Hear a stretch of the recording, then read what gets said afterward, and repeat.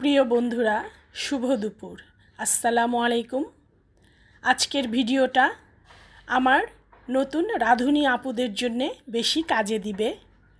আজ আমি একটা মশলা তৈরি করব, যেটা দিয়ে মুরগির রোস্ট, বিভিন্ন রকমের মাংস, বিরিয়ানি ভালো হয়।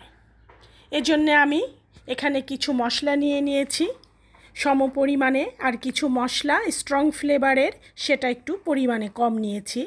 এখানে আছে দারুচিনি, এলাচ, তেজপাতা, লবঙ্গ, জয়ত্রী, জয়ফল, কাবাব চিনি, স্টার মশলা, পিপিল, গোলমরিচ, শুকনা মরিচ, সাদা জিরা, মিষ্টি জিরা, শাহি জিরা, ধনিয়া, সরিষা।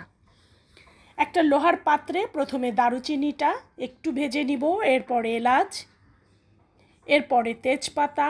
ভাজাটা খুব ধিমা আঁচে আস্তে আস্তে করতে হবে, যাতে পুড়ে না যায়। এবার জয়ত্রী, জয়ফল। এখন ছোট মশলাটা ভাজবো। ভাজা হয়ে গেছে, সুন্দর একটা গন্ধ বেরোচ্ছে।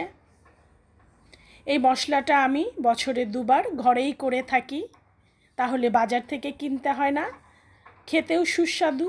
মশলাটা হয়ে যাওয়ার পরে একটা প্লেটে ঢেলে ঠান্ডা করতে দিব।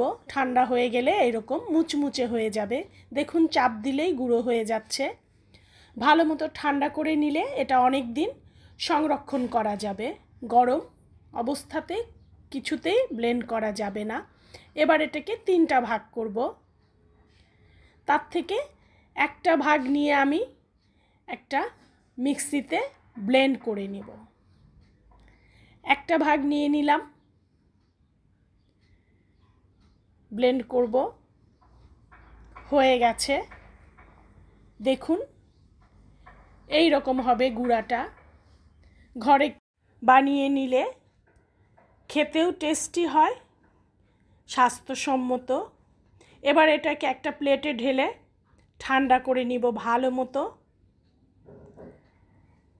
ঠান্ডা হয়ে গেলে আমি একটা কাচের জারে রেখে দিব।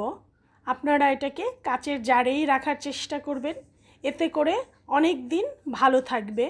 আমি বছরে 2-3 বার বানিয়ে সারা বছর চালিয়ে নিই। হয়ে গেল আমার মশলা। বন্ধুরা, যদি ভালো লাগে অবশ্যই করে ফেলবেন, আর আমার পাশে থেকে আমার পেজটা ফলো দিয়ে লাইক, কমেন্ট করে আমাকে সাপোর্ট দিবেন। আপনাদের জন্যেও অনেক ভালোবাসা। সবাই ভালো থাকেন। আল্লাহ হাফেজ।